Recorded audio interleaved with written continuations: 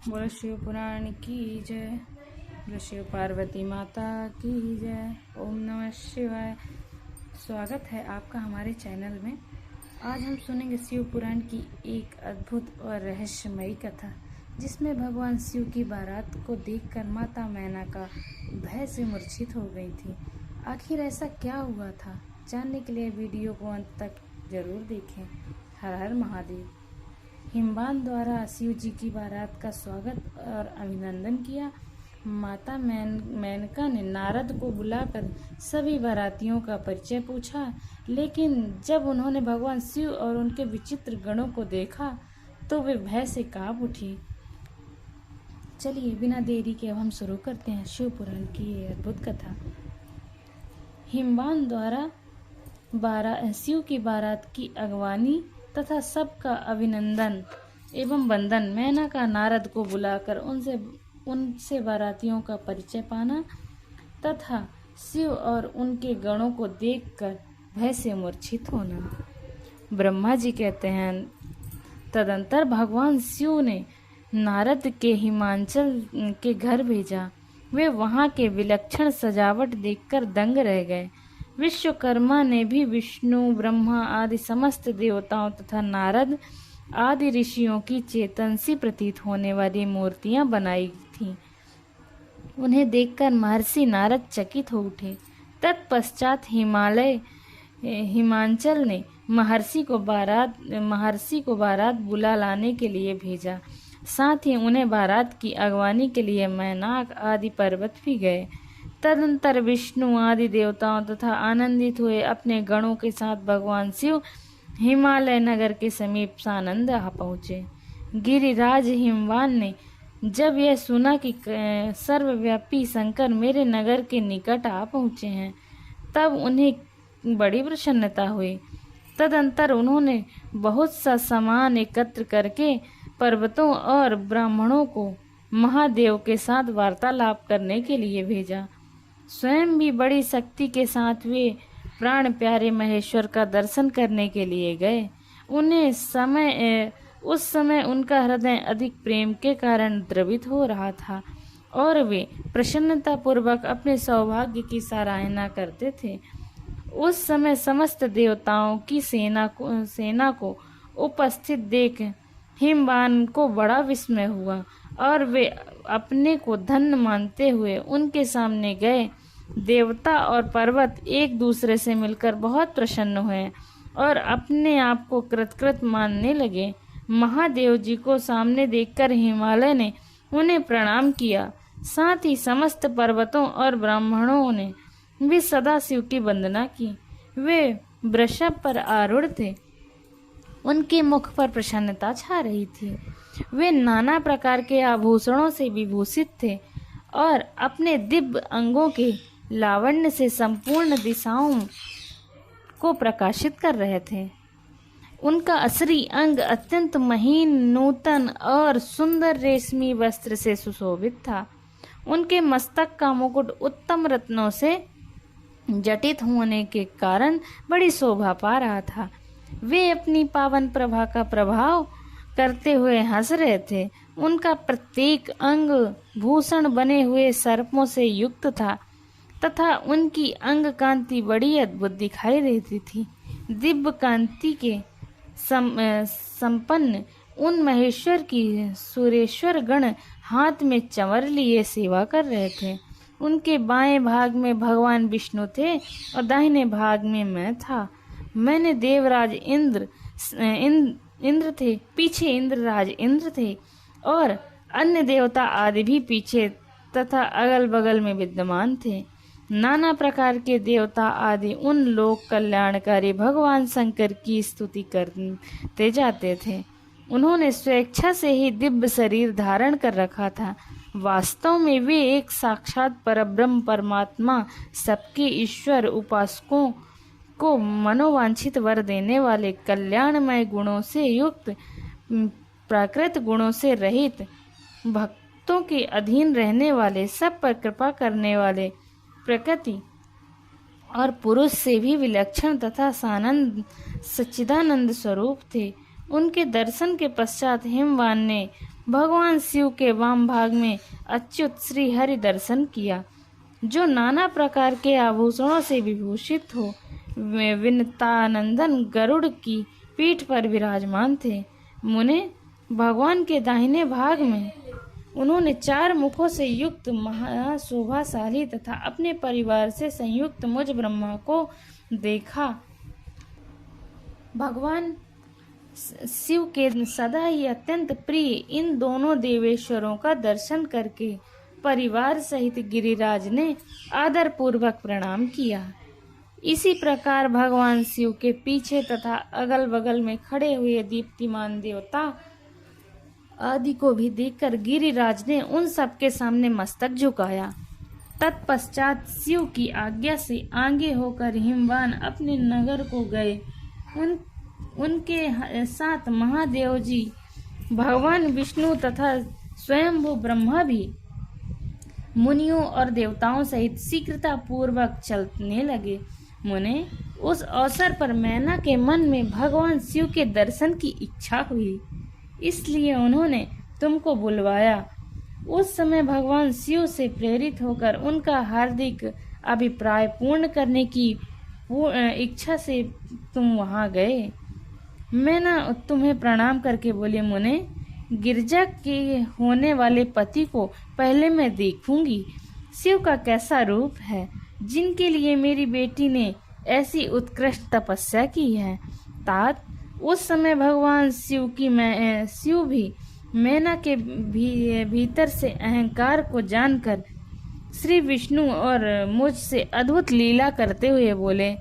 शिव ने कहा, तात, आप दोनों मेरी आज्ञा से देवताओं सहित अलग अलग होकर गिरिराज के द्वार पर चलिए, हम पीछे से आएंगे।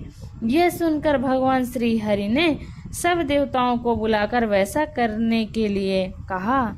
शिव के चिंतन में तत्पर रहने वाले समस्त देवताओं ने शीघ्र वैसी ही व्यवस्था करके उत्सुकता पूर्वक वहां से पृथक यात्रा की। मुने, मैना अपने मकान के सबसे ऊपरी भवन में तुम्हारे साथ खड़ी थी। उस समय भगवान विश्वेश्वर ने अपने को ऐसी वेशभूषा में दिखाया जिससे मैना के हृदय में ठेस पहुँचे। सबसे पहले बारात के जुलूस में विविध वाहनों पर विराजित खूब सजे धजे बाजे गाजे के साथ पताकाएं फहराते हुए वसु आदि गंधर्व आए। फिर मणिग्रीवादि यक्ष, तदंतर क्रम से यमराज, निऋति, वरुण, वायु, कुबेर, ईशान, देवराज, इंद्र, चंद्रमा, सूर्य, भृगु आदि मुनीश्वर तथा ब्रह्मा आए। ये सब उत्तरोत्तर एक से एक विशेष सुंदर शोभा में रूप गुण से संपन्न थे। इसमें से प्रत्येक दल के स्वामी को देखकर मैना पूछती है कि क्या ये ही शिव हैं? नारद जी कहते हैं, यह तो शिव के सेवक हैं। मैना यह सुनकर बड़ी प्रसन्न होती हैं और हर्ष से भरकर मन ही मन कहती हैं, ये उनके सेवक ही जब इतने सुंदर हैं, तब तो सबके स्वामी शिव तो पता नहीं कितने सुंदर होंगे। इसी बीच में वहां भगवान विष्णु पधारे। वे संपूर्ण शोभा को संपन्न श्रीमान नूतन जलधर के समान श्याम तथा 4 भुजाओं से संयुक्त थे। उनका लावण्य करोड़ों कंदर्पों को लज्जित कर रहा था। वे पीताम्बर धारण करके अपनी सहज प्रभा से प्रकाशित हो रहे थे। उनके सुंदर नेत्र प्रफुल्ल कमल की शोभा को छीन लेते थे। उनकी आकृति से शांति बरस रही थी। पक्षीराज गरुड़ उनके वाहन थे। शंख चक्र आदि लक्षणों से युक्त मुकुट आदि से विभूषित वक्ष स्थल में श्री वत्स का चिन्ह धारण किए थे। वे लक्ष्मीपति विष्णु अपने अप्रेम प्रभा पुंज से प्रकाशमान थे। उन्हें देखते ही मैना के नेत्र चकित हो गए। वे बड़े हर्ष से बोली, अवश्य ये ही मेरे शिवा के पति साक्षात भगवान शिव हैं, इसमें संशय नहीं है। मुने, तब भी लीला करने वाले ही ठहरे। अतः मैना की यह बात सुनकर उनसे बोले, देवी, ये शिवा के पति नहीं हैं, अपितु भगवान केशव हरि हैं, भगवान शंकर के संपूर्ण कार्यों के अधिकारी तथा उनके प्रिय हैं। पार्वती के पति जो दूल्हा शिव हैं, उन्हें इनसे भी बढ़कर समझना चाहिए। उनकी शोभा का वर्णन मुझसे नहीं हो सकता। वे ही संपूर्ण ब्रह्मांड के अधिपति सर्वेश्वर तथा स्वयं प्रकाश परमात्मा हैं। तो देखिए, मैना को कितना बेसब्री से इंतजार है कि हमारे जमाई सा कितने सुंदर होंगे। चलिए आगे की कथा सुनते हैं।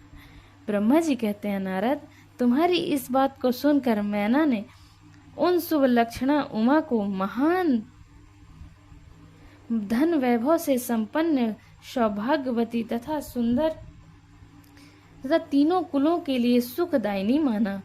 वे मुख पर प्रसन्नता लाकर प्रीति युक्त हृदय से अपने सर्वाधिक सौभाग्य का बारंबार वर्णन करती हुई बोली। मैना ने कहा, इस समय मैं पार्वती के जन्म देने के कारण सर्वथा धन्य हो गई। ये गिरीश्वर भी धन्य है तथा मेरा सब कुछ परम धन्य हो गया।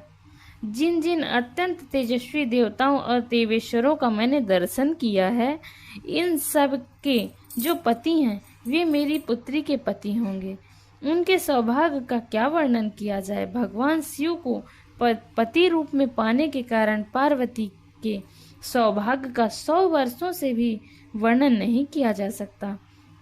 ब्रह्मा जी कहते हैं, नारद, मैना ने प्रेम पूर्ण हृदय से ज्यों ही उपरयुक्त बात कही, त्यों ही अद्भुत लीला करने वाले भगवान रुद्र सामने आ गए। बोलो शिव पुराण की जय।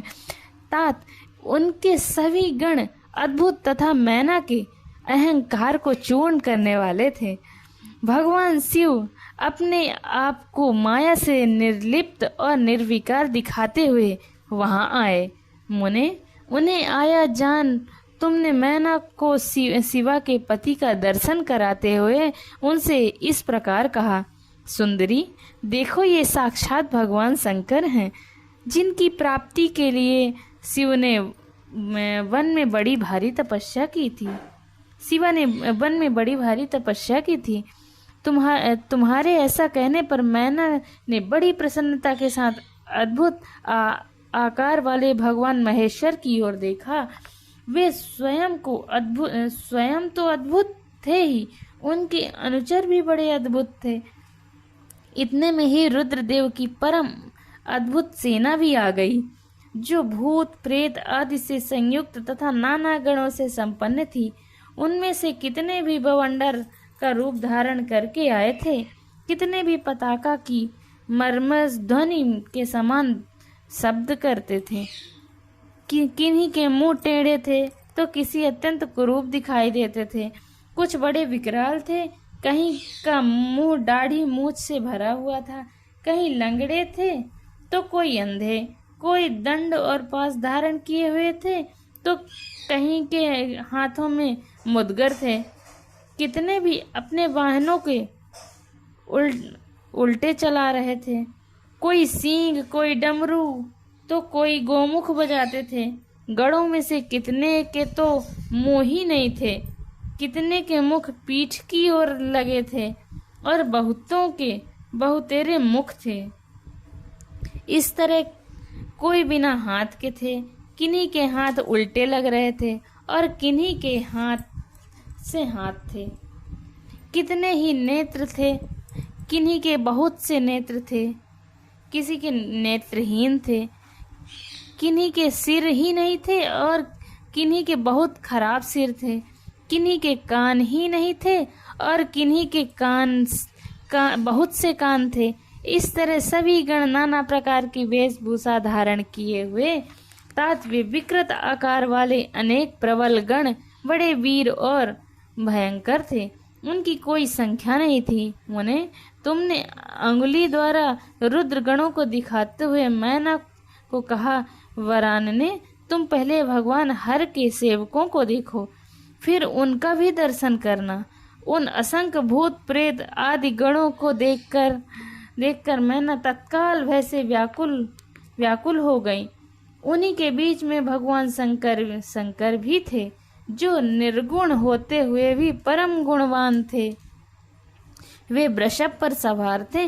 उनके 5 मुख थे और प्रत्येक मुख में 3-3 नेत्र। उनके सारे अंगों की विभूति लगी हुई थी, जो उनके लिए भूषण का काम देती थी।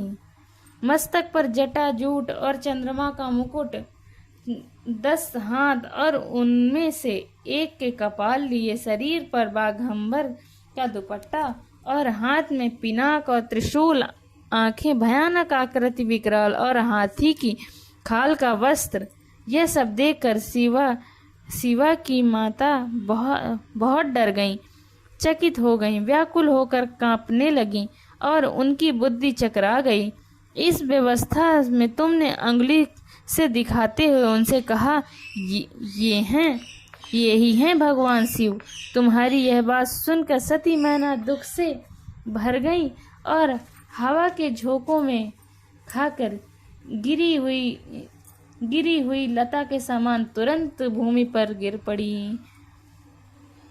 यह कैसा विकृत दृश्य है। मैं दुराग्रह में पड़कर ठगी गई। यूं कहकर मैना उसी क्षण मूर्छित हो गई। तदंतर सखियों ने जब नाना प्रकार के उपाय करके उनकी समुचित सेवा की, तब गिरिराज प्रिया मैना धीरे धीरे होश में आई। बोलो शिव पुराण की जय।